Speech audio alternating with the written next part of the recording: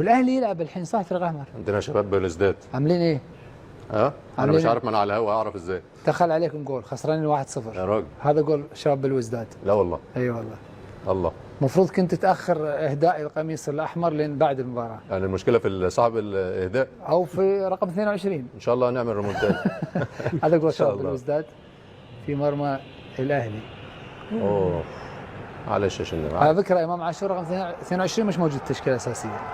بس وحشه مش بس احنا مش عارفين خلف 22 السابق ولا الحالي. بس ان شاء الله نعمل ريمونتادا.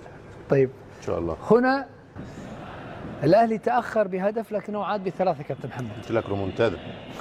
محمد المنتج ماشي يا محمد، منك زملكاوي. كنت فرحان بالهدف الاولاني وانا لسه ما اعرفش بقى على الهوا ومش واخد خوانه.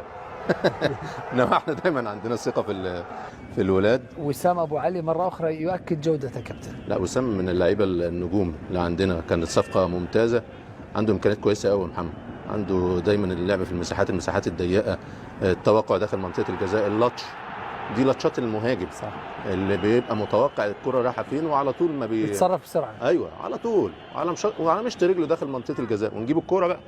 وحاجات ثانيه هو مميز فيها الكرات الثابته، مهاره كبيره يشيلها من فوق الحيطه بقوه مناسبه، مهاره كبيره.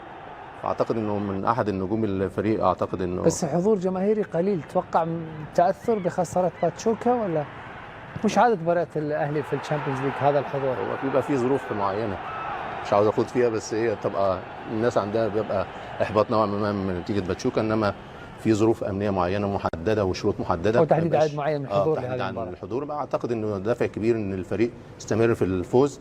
زي ما قلنا عندنا اورلاندو وعندنا شباب بلوزداد، اعتقد ان المجموعات بتظهر مباراه عن مباراه، بيظهر مدى قوه وتاثير النادي الاهلي. بس تغيرت نفسيتك لما كانوا خسرانين واحد، كانت ملامحك شويه مختلفه. بس عندي ثقه، قلت لك هنعمل ريمونتادا. لا جابوا ريمونتادا بس المباراه ما انتهت، بس فايزين 3 يعني. الحمد لله تكمل على خير. لا عندي في محمد زملكاوي ايه هو؟ اوه زملكاوي متعصب. بس حقه يشجع الفرقه اللي هو عايزها. ده حبيبي هو محمد وهيثم ثنائي ايه؟ زملكاوي خطير. طيب فاصل قصير نعود بعده باذن الله تعالى. مشاهدينا ابقوا نمر الى شريط اهداف هذه الامسيه بين الدوري الانجليزي الممتاز لكره القدم وبين ما يحدث في الليغا من قمه تلعب الان بين فريقي ريال مدريد واشبيليا. دعونا نبدا من الاهداف الخاصه بفريق بورنموث والذي حقق انتصار